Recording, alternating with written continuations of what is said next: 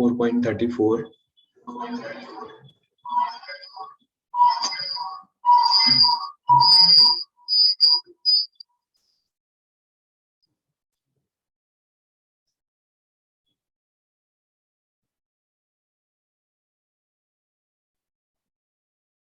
तद्विद्धि प्रणिपातेन परिप्रश्नेन सेवया उपदेक्षन्ति ते ज्ञानम ज्ञानिनस्तत्त्वदर्शिनः। सो ये श्लोक में कृष्णा रेकमेंड करते हैं अर्जुन को ज्ञान प्राप्त करने के लिए, नॉलेज प्राप्त करने के लिए एक प्रोसेस, और इससे पहले बहुत सारे दूसरे प्रोसेस भी रेकमेंड करते हैं इसी चैप्टर के अंदर। जैसे 33 में आप देखेंगे तो all sacrifice performance better, okay, all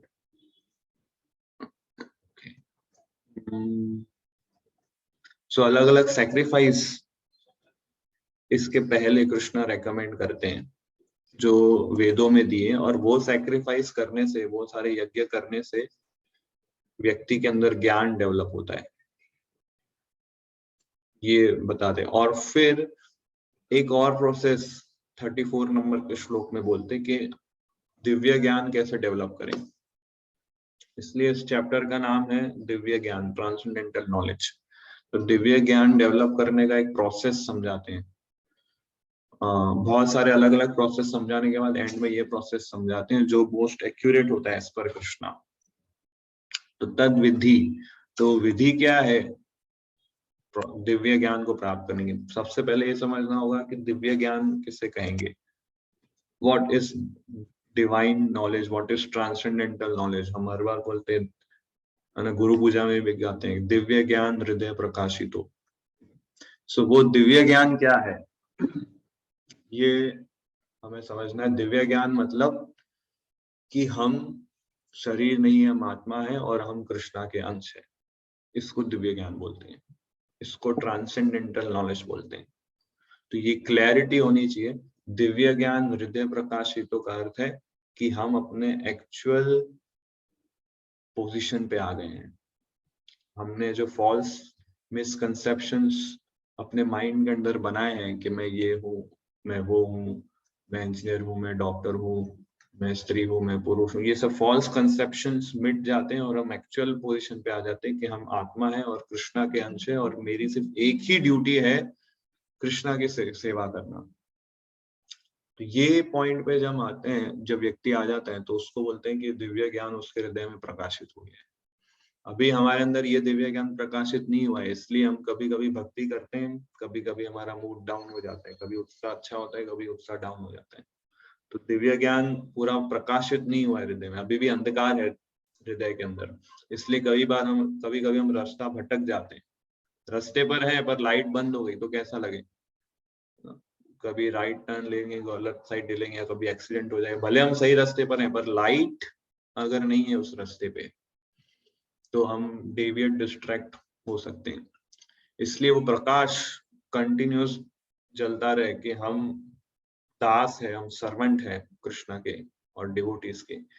तो वो प्रकाश हमेशा जले, वो प्रोसेस क्या है वो ये श्लोक में बताते हैं। तद विधि, वो विधि क्या है? तो 3 स्टेप प्रोसेस है इसके अंदर।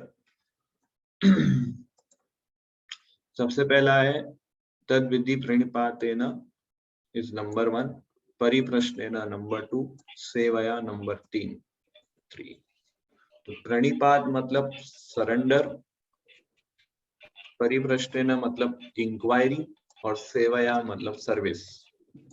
जब हम ये 3 चीज करते हैं गुरु की, अपने स्पिरिचुअल मास्टर की, जब हम ये 3 सर्विस करते हैं तब वो हमसे प्रसन्न हो जाते हैं, गुरु हमसे प्रसन्न हो जाते हैं। वो प्रसन्न होके क्या करते हैं? उपदेश देते हैं, उपदेश शक्ति ते ज्ञान, नॉलेज और इंस्ट्रक्शन देते हैं।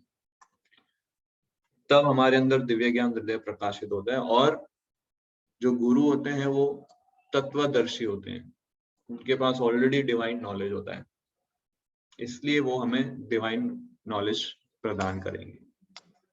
यस, कोई ट्रांसलेशन बढ़ सकता है?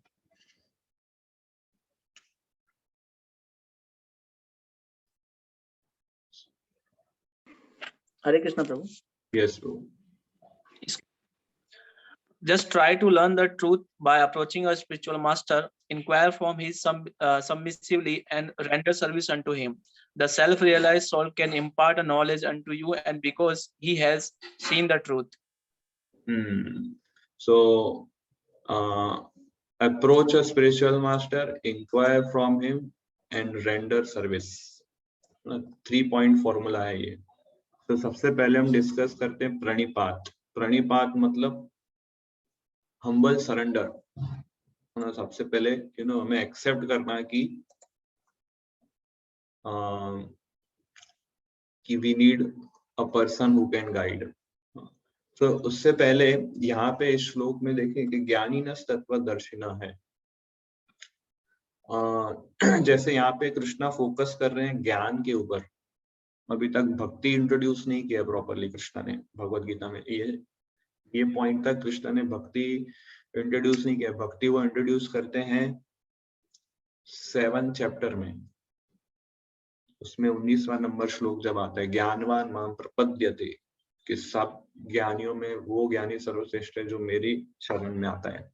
तो अभी तक ज्ञान के विषय में ही चर्चा कर रहे हैं कृष्ण. भक्ति को इंट्रोड्यूस नहीं किया अभी तक गीता में.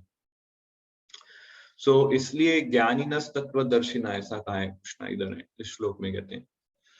सो जब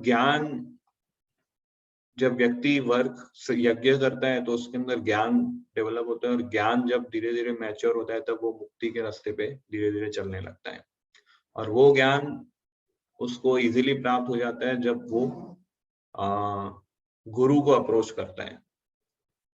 एक्चुअली हम सारे जीव के अंदर ऑलरेडी ज्ञान है. हम सब सच्चित आनंद है. चित मतलब नॉलेज. पर अभी क्या है, वो सारा नॉलेज कवर अप हो गया है हमारा. तो स्पिरिचुअल मास्टर या गुरु क्या करते हैं, उस नॉलेज को अनकवर करते हैं. सो वो नॉलेज जब अनकवर हो जाता है तब आत्मा का रियल नेचर बाहर रिफ्लेक्ट होता है. अभी क्या वो कवर अप हो गया है, इसलिए हम अज्ञानी हो गए हैं. गुरु क्या करते हैं, उस कवर को हटाता है. और ज्ञानीनस् तत्वदर्शिना. तो गुरु के पास ज्ञान है इसलिए वो दूसरों के अंदर अज्ञान दूर कर सकता है. तो उसके लिए हमें 3 चीज करनी है. सबसे पहले प्रणिपात.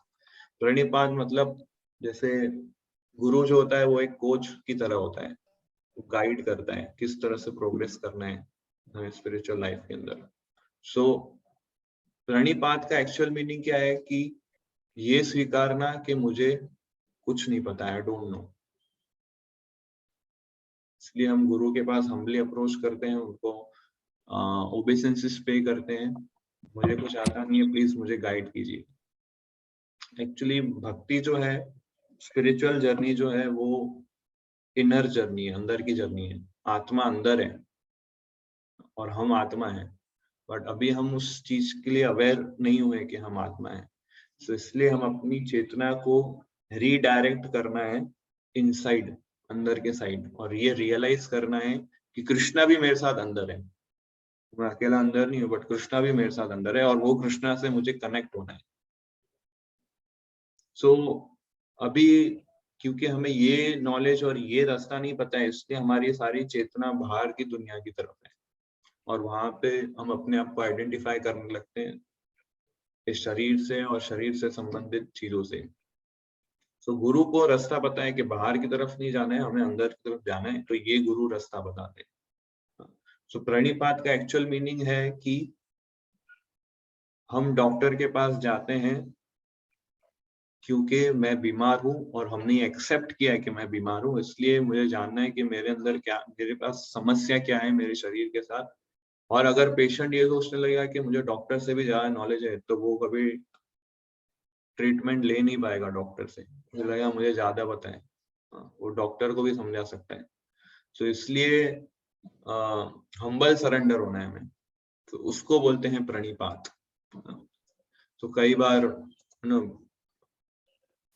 वो क्या बोलते हैं, कई लोग आते हैं मंदिर में, भक्तों से मिलते हैं और फिर बताते हैं मैंने ये पढ़ा है, मैंने वो पढ़ा है, मैंने ये श्लोक पढ़े हैं. बहुत सारे श्लोक भी कोट करते हैं. इतना सारा बोलते हैं कि हमको बोलने ही नहीं देते हैं वो. बोला अच्छी बात है. सो ये एटीट्यूड से वो कभी प्रोग्रेस नहीं कर पाएंगे। अगर हम अपनी आइडिया को लेके सुपीरियर्स के पास जाएंगे, अपने प्रीसेट आइडिया को लेके सुपीरियर्स के पास जाएंगे, तो वो गाइडेंस और मर्सी और नॉलेज को रिसीव नहीं कर पाएगा। जैसे मान लो एक ग्लास है, उसके अंदर पूरा दूध का ग्लास भरा हुआ है, उसमें और दूध डालोगे तो क्या होगा, अंदर कुछ जाएगा नहीं आपके। इसलिए अगर हम अपने आप को समझेंगे हमारे पास पूरा नॉलेज है, पूरा ज्ञान है, तो ऊपर से जो भी आप इंस्ट्रक्शन लोगे उसको आप अंदर सिस्टम में घुसा नहीं पाओगे, समझा नहीं पाओगे। तो इस तरह से है ना, we have to become a humble surrender soul.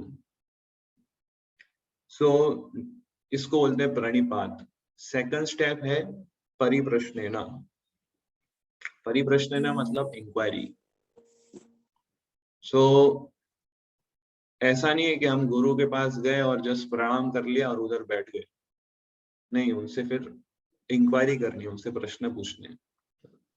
Blindly हमें इंक्वायरी नहीं करनी है, ब्लाइंड फेथ नहीं रखना है, बट एक्चुअली प्रश्न पूछने से क्या हमारे अंदर ज्ञान चक्षु डेवलप होता है, हम चीजों को एज इट इज देख पाते हैं। क्योंकि जब हम प्रश्न पूछते हैं तब हमें उत्तर मिलते हैं और वो उत्तर हमारे लिए ज्ञान चक्षु की तरह काम करते हैं।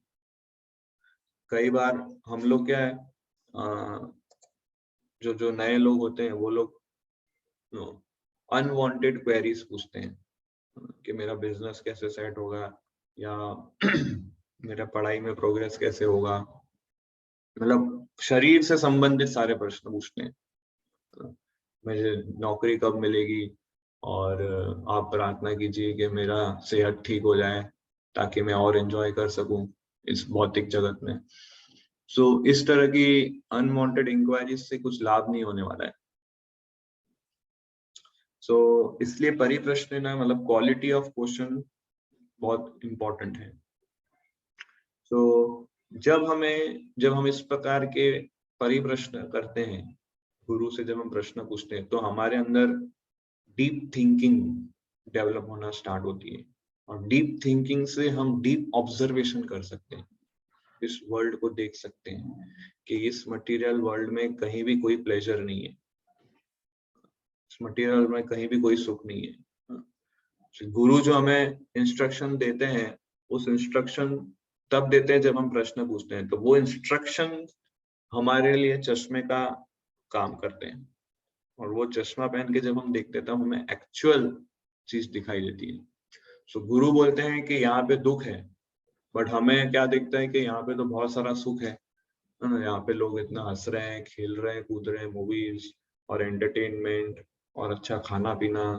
तो हमें दिखता कुछ और है पर गुरु कुछ बोल रहे हैं कुछ और।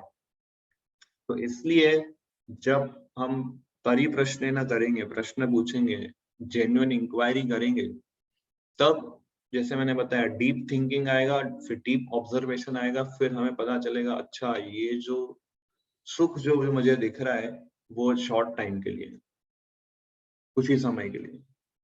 99.9% पॉपुलेशन दुखी है, भगवान ने इस संसार को दुखालय कहा है।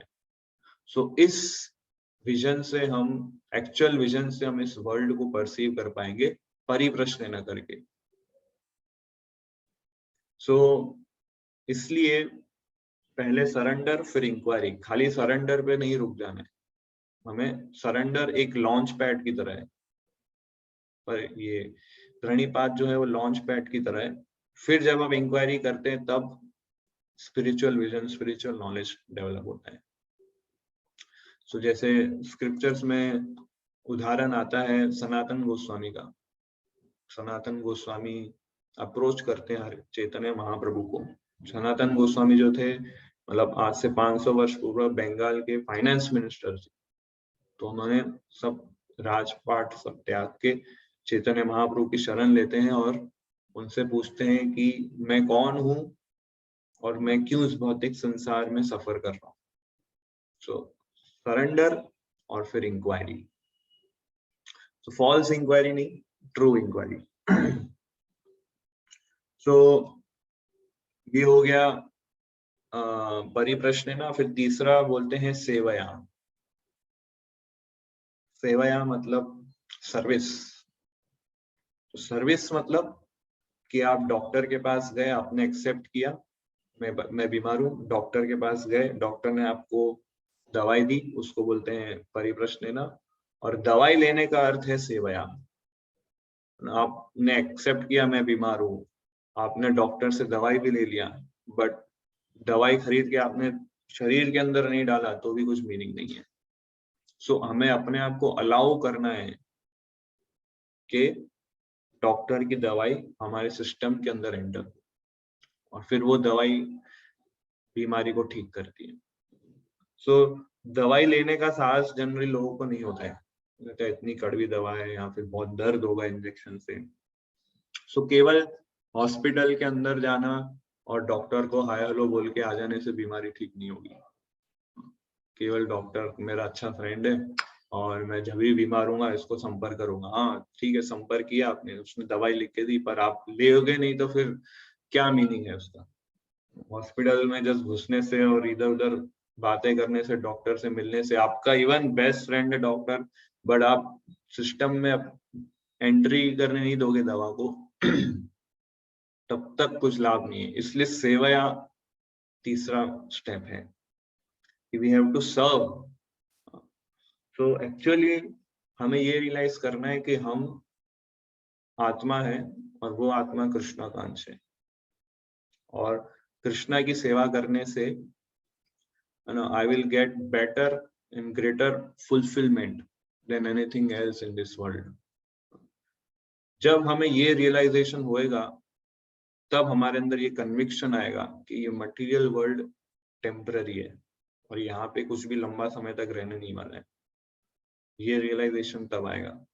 अभी हमें भले सेटिस्फेक्शन नहीं हो कृष्णा की सेवा करने से, बट अगर हम कंटिन्यू कृष्णा की सर्विस करते रहेंगे, जितना अफेक्शन और डिवोशन हमारे अंदर है, जितना भक्ति हमारे अंदर है, तो ग्रेजुअली इससे हम अपना अफेक्शन, अपना लविंग एटीट्यूड, डिवोशनल सर्विस धीरे धीरे हमारा बढ़ेगा बाय द ब्लेसिंग्स ऑफ गुरु, और हमारा रियलाइजेशन और कन्विक्शन और स्ट्रॉन्ग होगा। और फिर हम ये पॉइंट पाएंगे, there is nothing greater happiness than serving guru and Krishna. So गुरु की जो कृपा है वो इस तरह से एक्ट करती है। 3 स्टेप। सबसे पहले सरेंडर, हम्बलनेस। हम्बलनेस से हमें पता चलता है, हमें दिखता है कि कहाँ पे जाना है। फिर दूसरा स्टेप है परिप्रश्न मतलब इंक्वायरी। इंक्वायरी से हमें पता चलता है कि किस रास्ते पे जाना है।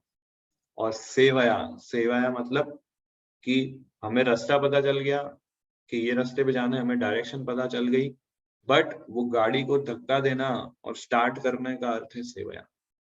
सो ये 3 स्टेप है। तो परपोर्ट में प्रभुपाद बहुत अच्छा पॉइंट लिखते हैं।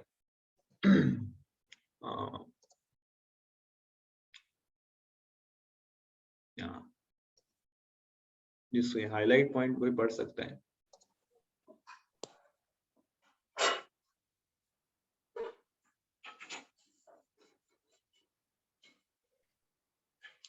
One must be able to pass the test of a spiritual master, and when he sees the genuine desires of the disciple, he automatically blesses the disciple with a genuine spiritual understanding. So हमें क्या है, गुरु हमें knowledge तभी देंगे जब हम उनकी test को पूरा करेंगे। तो गुरु हमेशा अपने डिसाइपल को टेस्ट करता है। जैसे नारद मुनि ने ध्रुव महाराज का टेस्ट किया था, परीक्षित सुखदेव गोस्वामी ने परीक्षित महाराज का टेस्ट किया था, और जब परीक्षित महाराज ध्रुव महाराज ने वो उन टेस्ट को क्लियर किया तब उनको इंस्ट्रक्शन मिला अपने गुरु से, नारद मुनि से, सुखदेव गोस्वामी से, और फिर वो इंस्ट्रक्शन इनको प्रोग्रेस करने में हेल्प किया। सो वो टेस्ट का अर्थ है कि आप डॉक्टर से वो दवाई ले रहे हैं, अपने सिस्टम में, अपने शरीर के अंदर वो दवाई डाल रहे हैं, उसको एक्चुअल में टेस्ट बोलते हैं। तो एक मैं स्लाइड शेयर करता हूँ।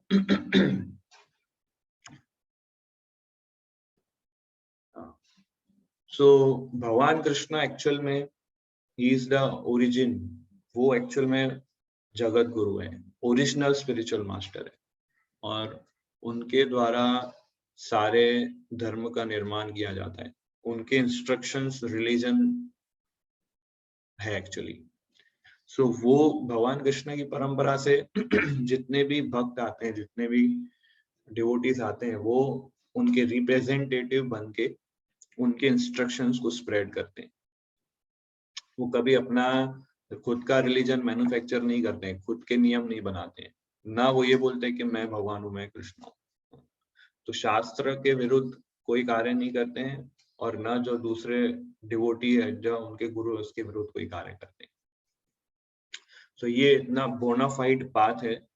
और नॉन बोनाफाइड पाथ मतलब कि अगर कोई व्यक्ति आके ऐसा बोलता है कि मैं ही भगवान हूँ या मैं ही सब कुछ हूँ, है ना, या खुद की फिलॉसफी बनाते हैं। आप आजकल दुनिया में इतनी सारी फिलॉसफी बन रही है।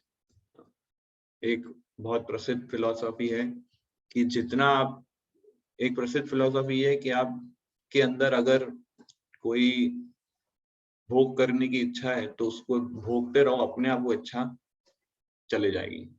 बट ऐसा नहीं है। भगवत गीता में क्लियर बोलते हैं कि भोग करने का अर्थ है कि अग्नि में पेट्रोल डालना, है ना, तो अग्नि और बढ़ते जाएगी। सो ये सब अलग अलग प्रकार की मेंटल स्पेकुलेशन और इतनी सारी फिलोसॉफीज आ गई है। एक दूसरी प्रसिद्ध फिलोसॉफी है कि आप कोई भी प्रोसेस को फॉलो करो, एक ही रास्ते पे, एक ही डेस्टिनेशन पे पहुंचोगे। आप किसी भी देवी देवता की वर्शिप कर लो या कोई भी पाथ चुन लो, सारे पाथ, सारे रास्ते एक ही दिशा में जाते हैं। जैसे आप कोई भी ट्रेन पकड़ लो, स्टेशन पे जाके सारी ट्रेन अहमदाबाद पहुंचेगी, ऐसा नहीं होता है। आपको कहीं जाना है तो उसी डेस्टिनेशन की ट्रेन मिलेगी। तो गीता में क्लियर बोलते हैं भगवान कि आप देवताओं की पूजा करोगे, देवताओं के लोक में जाओगे, पितरों की पूजा करोगे, पितृ लोक में जाओगे, और मेरी पूजा करोगे तो मेरे पास आओगे। सो ऐसे बहुत सारे रॉन्ग फिलोसॉफीज कलयुग के अंदर डेवलप हो गई है। तो इसलिए हमें जेन्युइन बोनाफाइड गुरु की आवश्यकता है, जेन्युइन बोनाफाइड गुरु की आवश्यकता है, जो एक्चुअल परंपरा में आता हो और जो भगवान कृष्ण से आई है। और फिर जब उनसे, उनके पास जाके जब हम ये 3 स्टेप फॉलो करेंगे और उनकी सर्विस करेंगे, तब हम प्रोग्रेस करेंगे, तब हम एक्चुअली में कृष्णा से कनेक्ट होंगे। सो जब हम प्रश्न पूछते हैं, गुरु से इंक्वायरी करते हैं, और वो इंक्वायरी इफेक्टिव तब होती है जब हम उनकी टेस्ट को क्लियर करते हैं, जैसे प्रभुपाद परपुट में उन्हें लिखते हैं। सो हमेशा विनम्र रह के और उनकी सर्विस करके हम एक्चुअली कृष्णा से कनेक्ट हो सकते हैं। वो हमें दिव्य ज्ञान तब प्रकाश, जब गुरु हमसे प्रसन्न होंगे तब हमें वो दिव्य ज्ञान प्रदान करेंगे। सो ये हम जानते हैं कि 4 मुख्य संप्रदाय हैं। एक ब्रह्मा जी से आती है, एक लक्ष्मी से आती है, एक रुद्र से आती है, कुमार संप्रदाय। ये 4 मुख्य संप्रदाय, और ये एक अनवांटेड संप्रदाय, अनवांटेड नहीं बट टेम्पररी मायावाद संप्रदाय, जो टाइम प्लेस सर्कमस्टेंस के आधार पे क्रिएट की गई थी। बट मुख्य ये 4 संप्रदाय, ब्रह्म संप्रदाय जो ब्रह्मा जी से आती है, लक्ष्मी संप्रदाय जो लक्ष्मी जी से आती है, रुद्र संप्रदाय जो शिव जी से आती है, और कुमार संप्रदाय जो 4 कुमार से आती है। ये चारों संप्रदाय का एक ओपिनियन है कि कृष्णा है सुप्रीम पर्सनैलिटी ऑफ गॉडहेड, भगवान कृष्ण है। और हर एक संप्रदाय के एक आचार्य है, मध्वाचार्य, रामानुजाचार्य, विष्णु स्वामी, निम्बार्क आचार्य, और हर एक संप्रदाय ने अपनी अपनी फिलॉसफी, जो कि एक ही है एक प्रकार से, तो जिसमें कुछ एलिमेंट्स ज्यादा है, कुछ एलिमेंट्स कम है। सो कोई भी ये 4 संप्रदाय से अपने आप को कनेक्ट करता है, मीन्स वो कृष्णा से कनेक्ट हो जाता है। तो हमारी जो इस्कॉन संस्था है वो ब्रह्म संप्रदाय से आती है, जिसमें स्वयं चैतन्य महाप्रभु आए और उन्होंने इस संप्रदाय को स्प्रेड किया। आज पूरे विश्व में ये ब्रह्म संप्रदाय जो इस्कॉन आता है, उसके थ्रू पूरे विश्व में ये गीता का प्रचार हो रहा है। और ये ब्रह्म संप्रदाय के पूरी जो उस संप्रदाय में कौन कौन से आचार्य हो, पूरी लिस्ट आपको Bhagavad Gita as it is में मिलेगी। सो गुरु के बहुत सारे क्वालिफिकेशंस हैं, हम सब ने पढ़ा होगा इसको पॉजिटिव थिंकर क्लास में, बट जस्ट ओवरव्यू के लिए इसमें थोड़ा अलग वे से प्रेजेंटेशन है कि गुरु के टीचिंग्स जो होते हैं वो सिर्फ भगवान कृष्ण से रिलेटेड ही टीचिंग्स स्प्रेड करते हैं, और कोई भी उनको जो प्रश्न पूछा जाए उसको प्रॉपरली शास्त्रों के आधार पर आंसर देते हैं। वो कभी ये नहीं बोलते कि मैं भगवान हूँ, एंड उन्हें पूरा वेदों का नॉलेज होता है। गुरु का कैरेक्टर भी एकदम फर्स्ट क्लास कैरेक्टर होता है अपने आचरण से वो प्रचार करते हैं, स्ट्रिक्टली प्रैक्टिस करते हैं जो वो प्रचार करते हैं। सो इवन स्वभाव से बहुत दयालु होते हैं, बहुत कंपैशनेट होते हैं, और पूरा ये प्रयास करते हैं कि अन्य लोग कैसे दूसरे जीवों का उद्धार हो। ये उनका कैरेक्टर के पास पूरे रियलाइजेशंस होते हैं, 100% कृष्णा कॉन्शियसनेस होते हैं, उत्तम अधिकारी प्लेटफॉर्म पे होते हैं, पूरा कृष्ण का तत्व ज्ञान उन्हें पता है, दूसरों का उद्धार कर सकते हैं। ये गुरु की क्वालिटीज है, क्वालिफिकेशन है, दूसरों का उद्धार कर सकते हैं, दूसरों को जन्म मृत्यु के चक्कर से बाहर निकाल सकते हैं।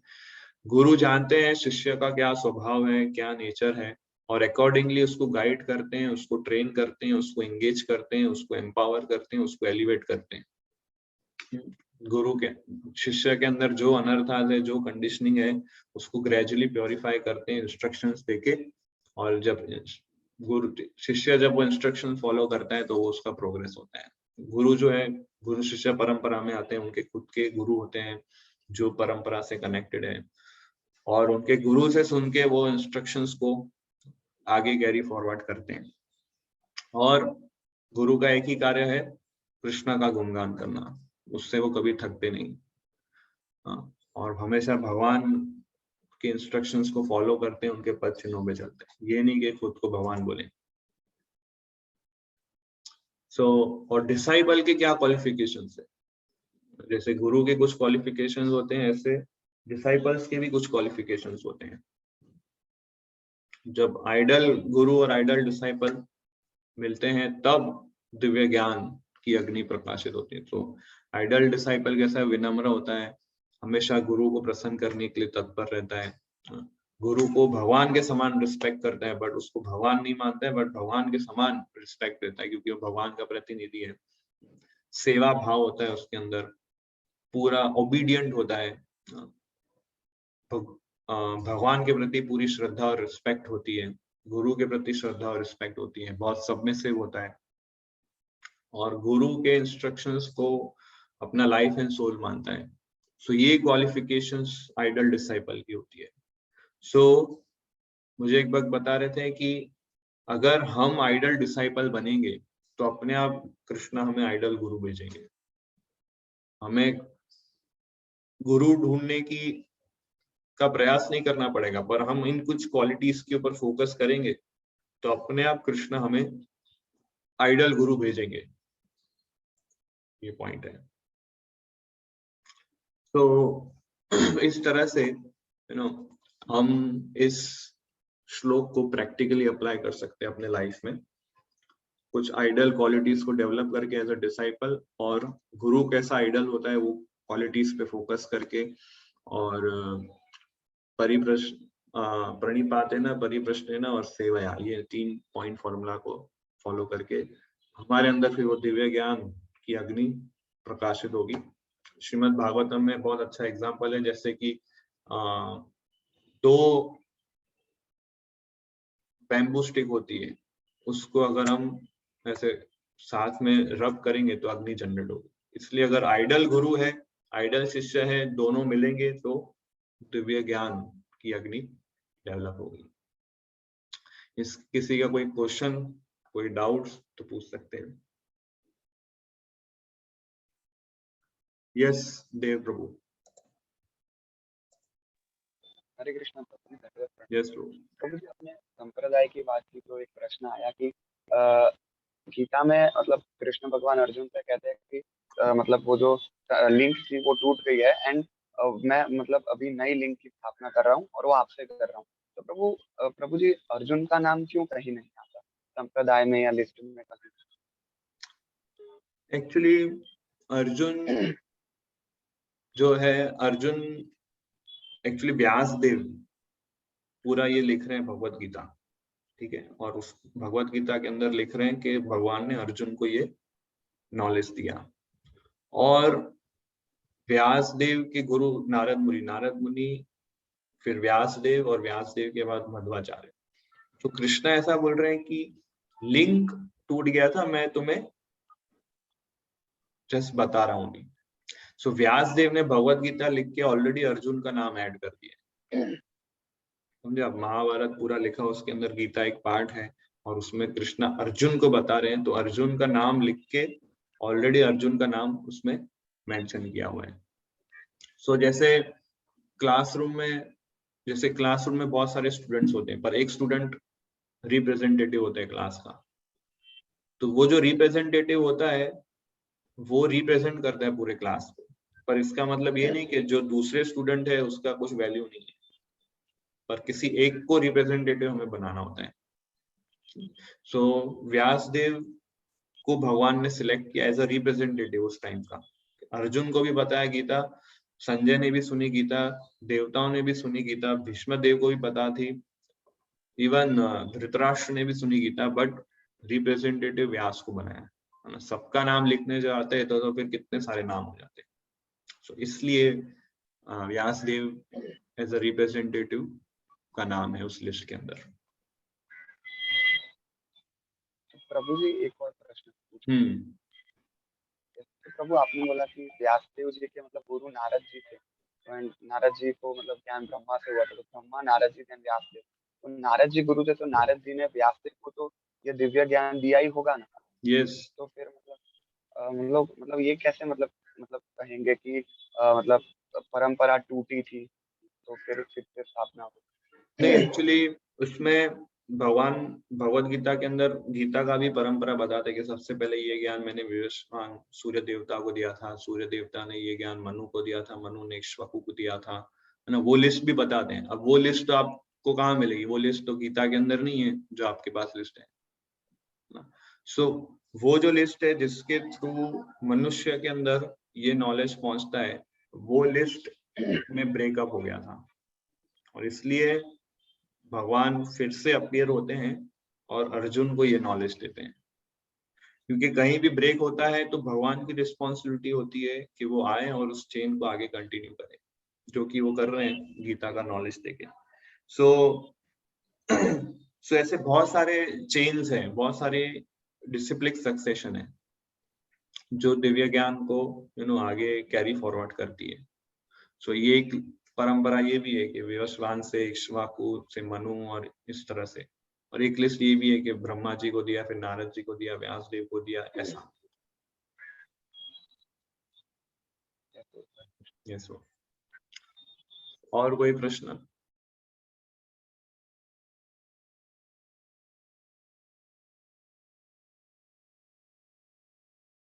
कोई डाउट, कोई प्रश्न?